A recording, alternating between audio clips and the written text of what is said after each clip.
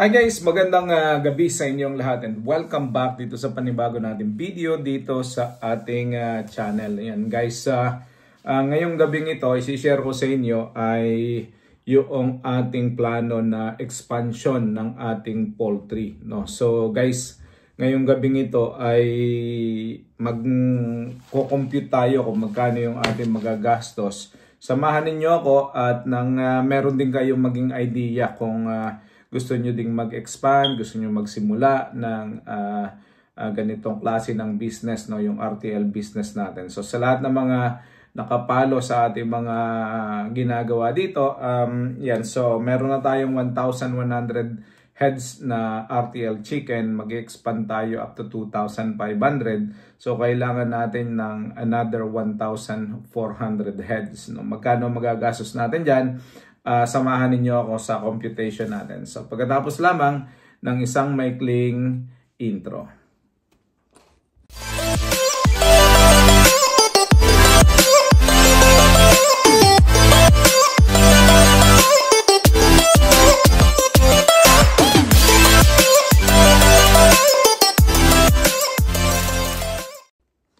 Okay guys, welcome back. So yan, nandito tayo sa bahay, no. Galing tayo ng panggabi ngayon. Hindi pala kagabi. No? So ngayon ay tayo ay nandito ngayon at susubukan nating i-compute yung ating magagastos dito sa ating mga kakailanganin na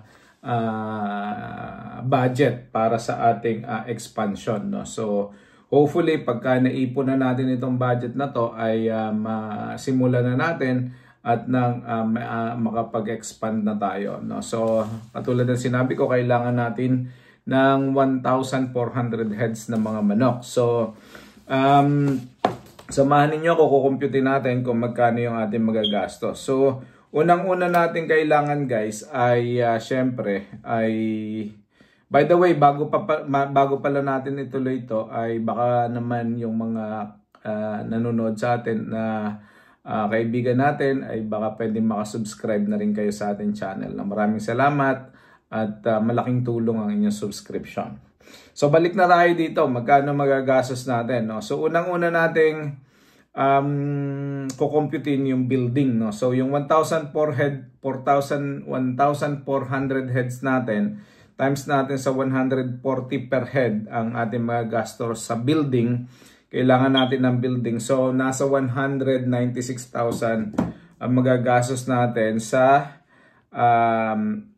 ating building. So, mga nasa around 200,000 na yan. No? So, yun yung ating paglalagyan ng ating mga manok. Ikalawa, yung 1,400 na manok na kailangan natin. So, hindi pala, cages muna. So, 1,400 sa cages ay, so 1,400 divided by 48, kailangan natin ng 29.16 na cage. Ngayon, wala naman 0.16 na cage. So, 30 na cages ang kailangan natin. So, times natin yung 30 sa 8,500 na ngayon ang presyo.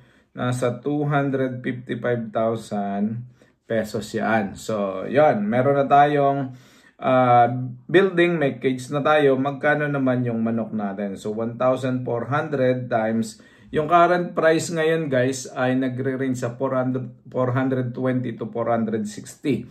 So, sabihin na natin, nakuha natin ng 420 per chicken. No? So, 1,400 times 420, ang magagastos natin dyan ay 588,000. Medyo malaki pa lang ating gagastusin dito. No? So, ito yung initial capital investment na kailangan natin, guys. So, 588,000 plus 255,000 plus 196,000. So, total natin kailangan ay 1,039,000 pesos.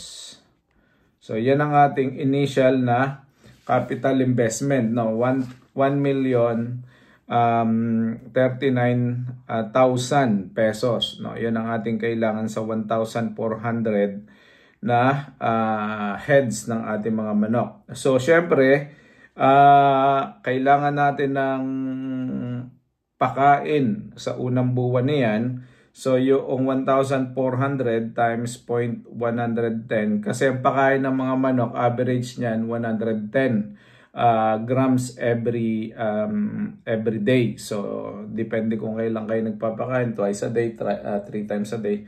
Pero dapat 110 lang kinakain nila. So 110 grams.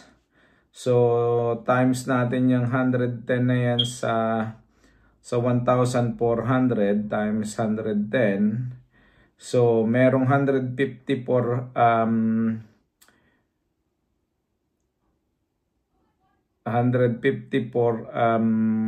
kilos ang kakainin niyan times 30 days.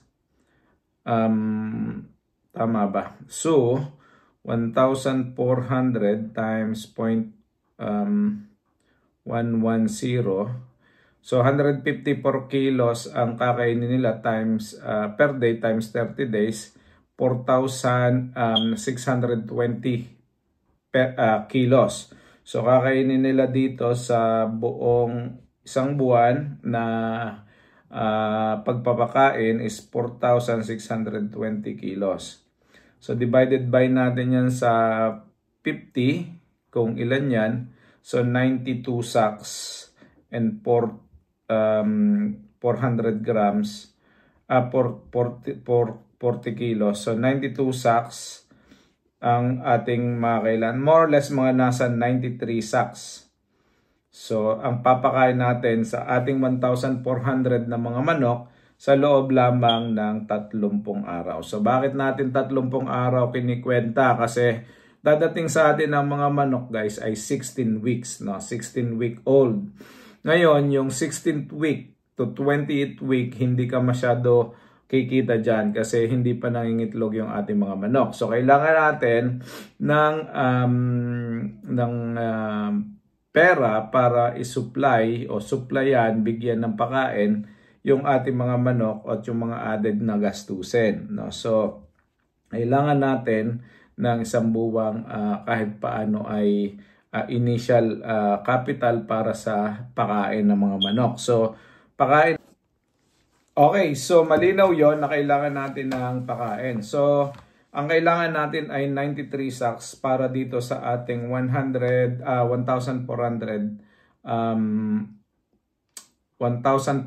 heads. So ngayon, ang presyo ng per sako ng feed sa amin ay 1,470.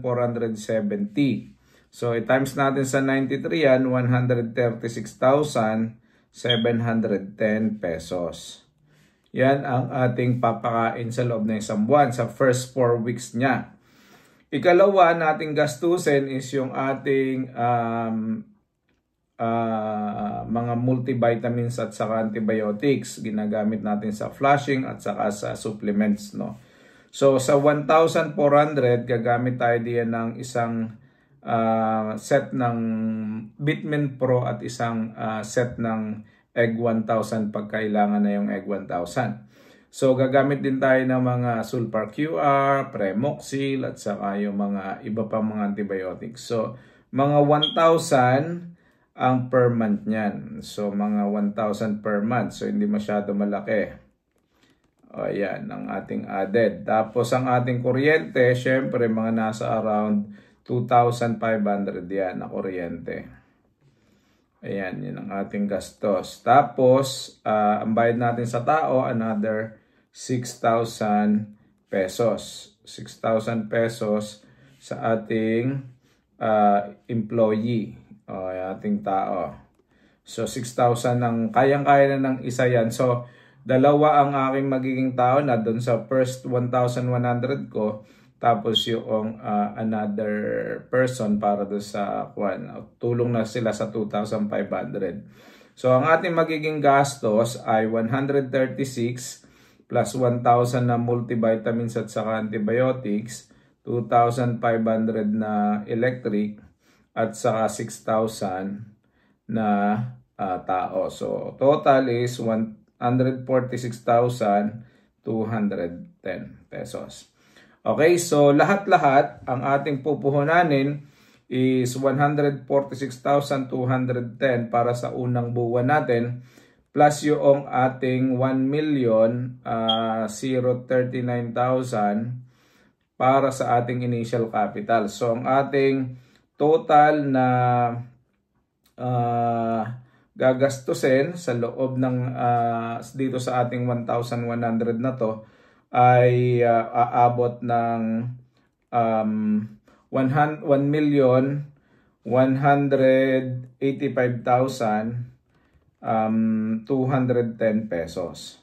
So sa 4,000 na yan na ating 1,400 na yan na ating idadagdag ay gagastos tayo ng 1,185,210,000. Ngayon, divide natin yan sa 72, palitan dito sa UK, no, ng peso kung magkano ang kailangan kong ihandang pera. So, aabot yan ng 16,461.25. So, yan ang ating kailangang ihanda, guys. So, kailangan natin ng maraming trabaho. So, yan ay 16,461 pounds ang ating kailangan ihanda o 1,185,210 pesos. So guys, yan ang ating initial na capital na kailangang ihanda sa ating gagawin na expansion. So, syempre, kailangan natin ng building. Wala tayong building, no? So, ang budget namin diyan is nasa 140 pesos per chicken. Tapos, yung cages, kailangan natin ng 30 na cages dyan. Tapos, bibili tayo ng mga manok. Sabihin na natin 420 ngayon ang presyohan. Tapos, yung ating initial na expenses for 1 month na 146,000. So, all in all, medyo malaki din ang puhunan, 1,185,210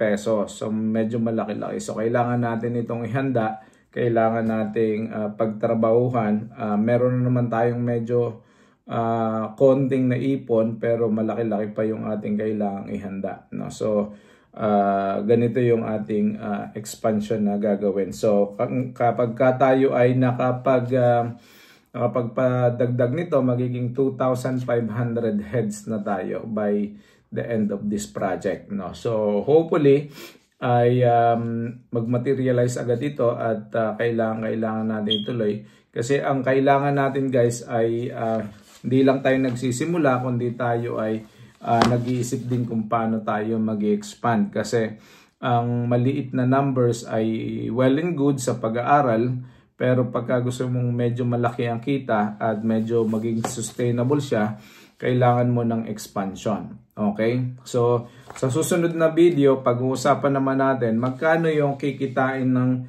1,400 na expansion natin, at magkano yung total na kabuuang kikitain ng 2,500. So, yun ang ating pag-uusapan next video. So, stay tuned lang kayo. Subscribe kayo sa ating channel. At the same time, ay inyo pong i-click na rin yung notification button nang sa ganun ay lagi kayong updated sa ating video. Sige po, God bless, bye-bye, and see you all sa susunod nating video. Bye-bye!